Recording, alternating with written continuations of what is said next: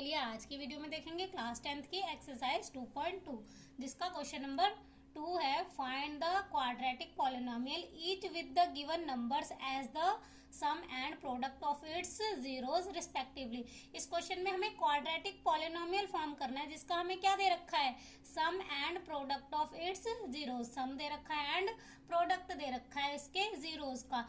तो quadratic polynomial form करने के लिए ना हमारे पास एक जनरल फॉर्मूला होता है x square minus sum of zeros into x plus product of zeros. X square minus sum of zeros multiply x plus product of zeros. अब ये जो हमें पहली वैल्यू दे रखी है ये कि हमारा क्या है, sum of zeros, that means alpha plus beta की वैल्यू दे रखी है कितनी, 1/4। और जो दूसरी वैल्यू है वो हमारा क्या है, product of zeros, that means alpha beta कितना है, -1। तो चलिए अब इसका यूज कर लेते हैं। X square as it is minus alpha plus beta की वैल्यू हमारी क्या है, 1/4। Sum of zeros that means alpha plus beta, तो इसकी जगह हमारा क्या आ जाएगा, 1/4 इंटू में x plus product of zeros that means -1। Product of zeros हमारा क्या है, -1, तो यहाँ पे आ जाएगा माइनस का 1। अब इनका एलसीएम ले लेंगे। एलसीएम हमारे पास आ जाएगा 4 = 0। तो यहाँ पे कुछ नहीं है, इसके नीचे 1 है। अब 1 को 4 से करेंगे तो इसको भी 4 से, तो आ जाएगा 4x²। यहाँ पे माइनस एज इट इज 4 1 जा तो 1 1 जा 1, तो ये हो जाएगा x।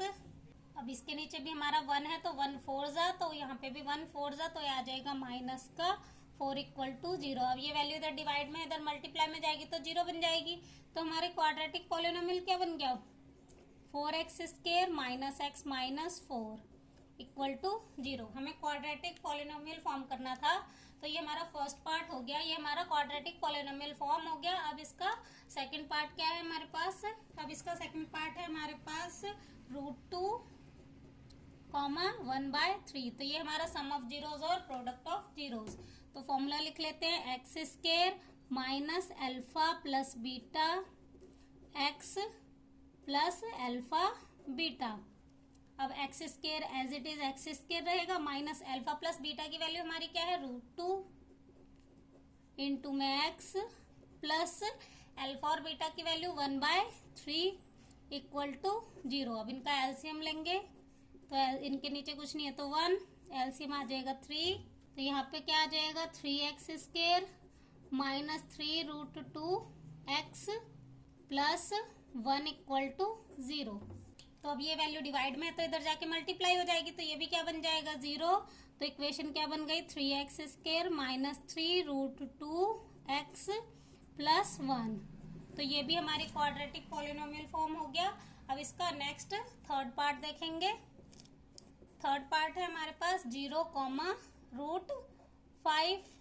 सेम वही फॉर्मूला लिख लेंगे, x² प्लस, सॉरी यहाँ पे माइनस आएगा, minus alpha plus beta x plus alpha beta, यहाँ माइनस आता है यहाँ प्लस, तो x² as it is minus alpha plus beta की वैल्यू 0 इंटू में x प्लस अल्फा बीटा की वैल्यू √5। तो ये हो जाएगा x²। अब x को 0 से मल्टीप्लाई करेंगे तो ये 0 ही बन जाएगा, √5। थर्ड पॉइंट हो गया हमारा। अब इसके बाद नेक्स्ट फोर्थ पार्ट। फोर्थ क्या है, 1, अब बार बार मैं फॉर्मूला नहीं लिख रही हूँ, तो यहाँ पे हम लिखेंगे x² अल्फा प्लस बीटा की वैल्यू -1 इंटू में x प्लस अल्फा बीटा की वैल्यू 1। तो ये हो जाएगा x² माइनस x प्लस 1 = 0। तो ये फोर्थ पार्ट भी हमारा क्वाड्रेटिक पॉलिनोमियल फॉर्म हो गया। अब इसके बाद नेक्स्ट फिफ्थ पार्ट। अब इसका फिफ्थ पार्ट है -1/4, 1/4।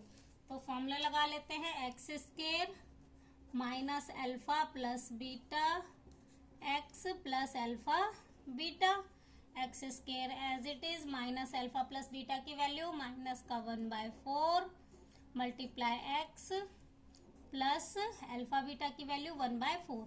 यहाँ पे हमारा फॉर्मूले में माइनस है, उसके बाद अल्फा प्लस बीटा की वैल्यू भी माइनस में है, इसलिए यहाँ पे 2 माइनस, तो ये हो जाएगा एक्स स्क्वायर। अब इनका एलसीएम लेंगे सबसे पहले। एलसीएम हमारा क्या हो जाएगा 4, तो यहाँ पे 1 को 4 से, तो ये भी हमारा हो जाएगा 4x स्क्वायर। अब यहाँ पे माइनस माइनस प्लस, 4 1 जा तो 1 1 जा 1, तो ये हो जाएगा 1x, तो 1 को लिखते नहीं है, प्लस 1 इक्वल टू 0। तो हमारी इक्वेशन क्या बन गई 4x square plus x plus 1 equal to 0, क्योंकि ये वैल्यू तो इधर जाके मल्टीप्लाई में हो गई तो 0 बन गई। तो हमारी क्वाड्रेटिक इक्वेशन क्या बन गई 4x square plus x plus 1। अब नेक्स्ट लास्ट 6th पार्ट है इसका। अब लास्ट 6th पार्ट है इसका 4,1।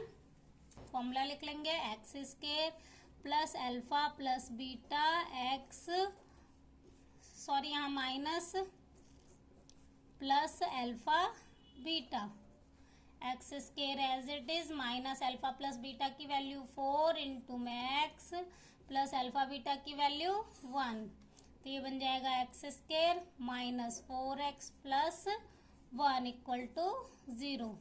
तो लास्ट 6th पार्ट की भी हमारी क्वाड्रेटिक इक्वेशन फॉर्म हो गई। यहीं से ही हमारा क्वेश्चन नंबर 2 हो जाता है कंप्लीट। क्वेश्चन नंबर 2 के साथ साथ यहीं से ही हमारी एक्सरसाइज 2.2 भी हो जाती है कंप्लीट। अगर आपको मेरी वीडियो पसंद आती है तो प्लीज़ लाइक शेयर और सब्सक्राइब जरूर करें। Thank you.